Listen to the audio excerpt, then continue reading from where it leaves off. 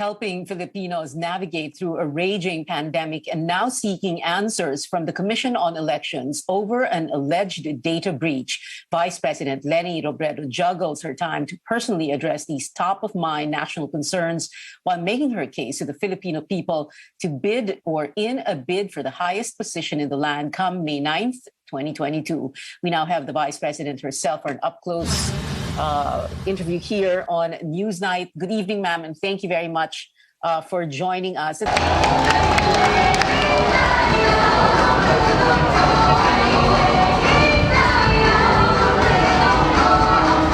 begin with this, the pandemic, of course, that is really top of mind. We understand that you don't like the or appreciate the government policy of no vaccination, no ride. As a matter of fact, you say what is important is to ramp up vaccination. What we need to do is to inform and incentivize. Can you explain more about that? You know, Pia, we have been having Vaccine Express in many parts of the country. And from our experience, hindi kailangan takutan eh. From our experience, kailangan mo lang talagang tiyagaan to educate people. You have to make sure that yung vaccination accessible to them. And pangatlo, talagang to incentivize. I will give you a very specific example. We did the vaccination in Capas Tarlac for the AITA community. Before we went, we were already being warned that ayaw ng AITA community magpabakuna. Pero when we went, talagang we worked with the local government unit, sinundo sila, nagbigay kami ng mga food packs, nagbigay kami ng mga other incentives. And you know, the turnout was very, very good. And we have not just done that in Capas, but we have been doing that elsewhere. So para sa akin, dapat sana yung vaccination, hindi siya lalabas na paparusahan ka kung hindi ka bakunado.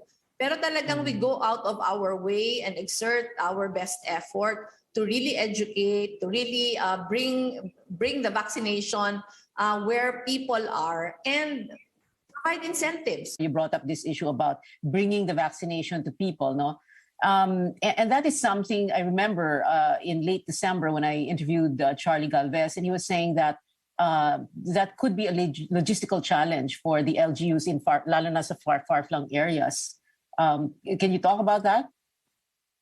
Totoong logistical challenge siya, Pia, pero government should not do it alone. Our Vaccine Express initiatives, we were able to do a lot of things because we have been partnering with the private sector. Sa amin, Pia, hindi siya naging mahirap. Hindi siya naging mahirap because all our initiatives has really been a collaboration, not just between our office and the private sector, but also with the local government unit. Okay. Ma'am, about a week, was that a week or 2 weeks ago, I remember you were very upset with allegations on social media that one of your daughters had skipped or cut quarantine or something or other. And also, after Christmas, before New Year's, ang daming nagalit doon sa Poblacion Girl and yung isa pa, no? Pero nakasuhan din naman yung dalawa. The question here is, how should we move forward on something like this when there are, alleged blatant disregard for the rules? How do we appeal to Filipinos, to our citizens to, parang integrity yan eh. Pwede na, integrity is what you do even when no one is looking, right? Ito, Pia, dapat natuto tayo from the lessons na yung Poblacion Girl incident gave us. Nung sumabog yon, marami yung naglabasan. Apparently, it has been happening already. So gusto kong sabihin, may problema tayo sa implementation. Kasi yung protocols naman are in place. Kaya sa akin, Pia, kailangan we should have learned from that lesson kasi it was very costly for us. So yung sa akin, halimbawa, ito personal experience, Pia, na yung mga anak ko traveled from the US, dumating sila on the 20th na-swab sila on the 24th, lumabas yung kanilang results on the 25th. Sa tatlo kong anak, isa yung nag-positive. So my daughter was telling me na tinawagan siya ng Bureau of Quarantine. The protocols were explained to her. Ang advice sa kanya, isolation facility. So ano naman, klaro yung mga protocols. So after checking out of the hotel, she went straight to the isolation facility, and nung nasa isolation facility, merong mga protocols in place. She was still required to do home quarantine for another 6 days. So kung nasusunod lang sana ito, Pia, maayos lahat. Halimbawa yung sa anak ko, walang nahawa in the family. Na-control yung spread of the virus. The main reason why nangyari yung poblacion girl incident, kasi may nagsiskip ng protocols na kung hindi sumabog, hindi ma-reveal yung mga gaps in the implementation. Which is also why kinasuhan na nga several people and groups. No, but ma'am, my last question before we go to a break, if you were to win the election, what is the first thing you would do to address the pandemic on day 1, June 30? Minutes after taking your oath, for example, if you were to win.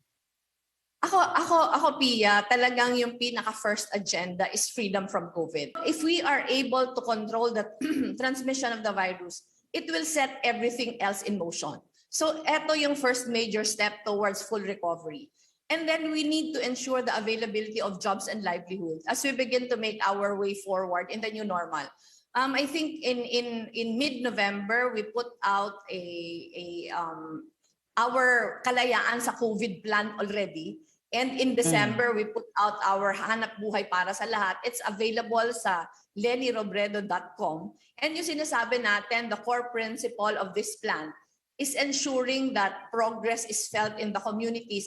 And really that begins with jobs. Yung kalayaan sa COVID, kabahagi doon yung getting the economy back on its feet, making sure that the healthcare system will be resilient moving forward. And yung education, grabe yung damage to the education of our children.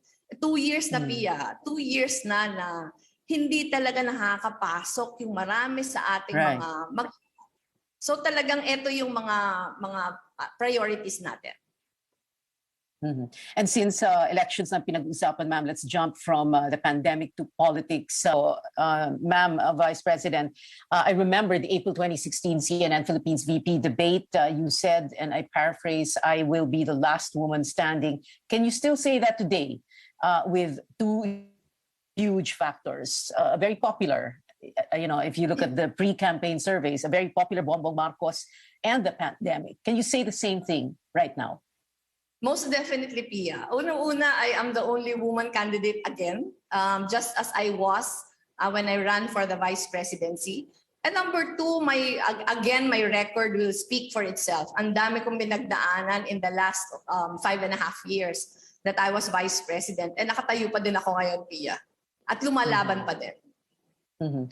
Is, in your estimation, is Bongbong Marcos some sort of a Teflon candidate? Kasi parang ang dami ng binato sa kanya, kaya pa rin, nangunguna pa rin sa survey. Ano kasi, Pia, it's many different things. Unang-una, yung kanyang effort to really revise the way people, parang to really, not just history, not just to really revise history, pero pabanguhin yung pagtingin ng tao sa mga Marcoses. Yung initiative na to, ginawa way back, even before he ran for the vice presidency. And over the years, relentless talaga yung effort na gawin yon. And ngayon, nire-reap niya yung benefits noon. Naon niya talaga yung social media, Pia. In fact, it's one of the more difficult challenges that we are facing. Because alam natin, sobrang dami ng fake accounts ngayon. Alam natin na social media is working on algorithms. So nasa-saturate talaga yung mga distribution channels na yung tao hindi na nabibigyan ng enough na opportunity to really know what is right and what is wrong. So kailangan doble talaga yung effort to make it known to people what is true and what is not. Do you think, or should he be disqualified, or do you want him disqualified? Because many of those who believe in you and will vote for you want him disqualified for reasons that were used to file those DQ cases against him, or the petitions to cancel his COC. Or do you want to slug it out with him this May 2022? I remember you said you wanted na yung kalabanin talaga siya. Ako Pia, ayoko mag-comment dun sa disqualification case, but if you were to ask me, mas gusto ko talunin natin siya sa eleksyon para matapos na ito. Mas gusto niyong talunin siya sa eleksyon. Anong matapos na ito? Ano yung ito doon? Yung narrative kasi, Pia, kung naalala mo, yung narrative, kung naalala mo, nung natalo ko siya sa eleksyon, dahil inuun niya yung social media, ang daming naniniwala na dinaya ko siya. Kahit ilang beses pa ako nanalo sa Supreme Court, ito yung narrative na pinupush niya. So kailangan talagang talunin siya sa susunod na eleksyon para once and for all, mahinto na yung ginagawa niya na pagpapapaniwala sa tao nung narrative na gusto niyang i-push. Are there any regrets, ma'am, at this point in time that the four of you, Ping Lacson, Isko Moreno, and Manny Pacquiao, didn't get your act together in a way, or didn't unite, hindi kayo nag-solidify? I would have to admit I was frustrated at first because I was very hopeful. I was very hopeful when I started talking to the many different candidates na we would unite behind one common candidate. Pero regret siguro, Pia, hindi. Kasi I exerted all effort.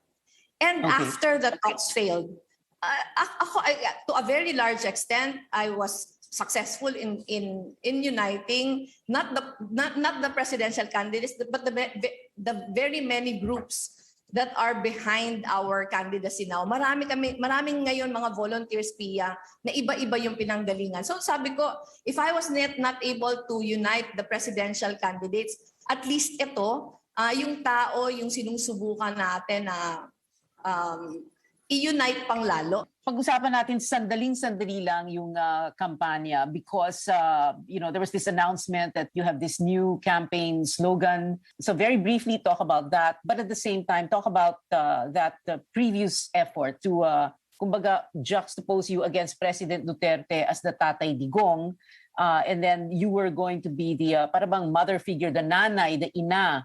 But that didn't work out ba? Yung naging problema namin when we started was that we were not prepared for the deluge of volunteers.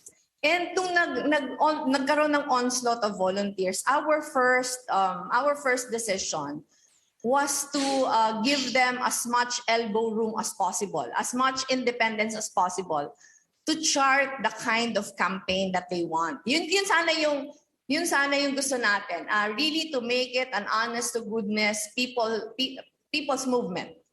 Pero yung naging problema lang nun, Pia, kasi dahil iba-iba yung pinanggalingan ng mga grupo, kanya-kanya din yung messaging na ginagawa. So yung nanay was an initiative of one group, yung Let Leni Lead was an initiative of another group. Iba-iba yung mga messaging na pinupush. So ang nangyari dito, parang ang observation, naging sobrang mixed yung signals, diluted yung messaging. That is why in December, we had to decide on just one that will encapsulate everything that we want to convey. Okay. In the middle of this investigation that's going to happen on this alleged COMELEC hacking incident, are you still confident about the elections? Because as a candidate, you submit yourself to the process, to the system. You won in 2016. It's practically the same system. So, andyan pa po ba yung kumpiyansa ninyo? It's worrying. I have to admit, Pia, na it's worrying. That's why the first day that we learned of an alleged hacking incident, naglabas kami ng statement ni Senator Kiko urging COMELEC to conduct a full-blown investigation and to really ensure na yung integrity ng system is in place. Kasi gaya na sabi mo, Siyempre cause for worry siya kung na-hack ito kasi unang-una kung i-hack ano yung dahilan. So kung ang dahilan is to meddle with the with the integrity of the elections, it is worrying not just for us candidates pero siyempre for the electorate. Kasi gusto lang naman natin masiguro na yung boses ng tao yung madadala. So yung sa akin, it is enough reason for us to stay vigilant. Kailangan talagang tutukan natin yung buong proseso just to make sure na kung ano yung will ng tao, yun yung lalabas during the elections. Yes, that is the most important. Ma'am, we have a minute to go, and I know this may not sound like a very fair question to you, but it's so important, especially because people's attention spans are so short, and we don't always have the luxury of time to explain everything. But there are three big things here. One, the economy, reviving the economy. Two, the war on corruption and the war on drugs, which were the centerpieces of the Duterte administration. So my question here would be, and if you can, put it in one minute capsule, what is it that you're going to do in the first 100 days? One, to revive the economy. Two, I'm sure you want to continue this war on corruption. And three, how are you going to reimagine this war on drugs? Ako yung number one, Pia, naglabas na ako yung hanap buhay para sa lahat and kalayaan sa COVID plan. Nandun yung lahat na detalye. But at the core of a more long-term view are the goals na stopping corruption, investing in the Filipino, taking advantage of available technology. So parang it should encapsulate everything after we control the pandemic. Pero yung sa drugs, I will pursue it with as much vigor. Pero yung programa, hindi gaya ng nangyayari ngayon. When I was ICAD chair for 18 days, I already submitted a comprehensive plan on how to do it. And pag nabigyan ako ng pagkakataon, yun yung gagawin ko. Meron na ako nito ng point by point, step by step, kung paano gagawin. But the war on drugs should be pursued with as much vigor. Pero absent what has been happening now na maraming patayan. Vice President Leni Robredo, presidential aspirant for May 2022. Ma'am, thank you so much for the time you gave us tonight. Salamat po, ma'am. Thank you, Pia.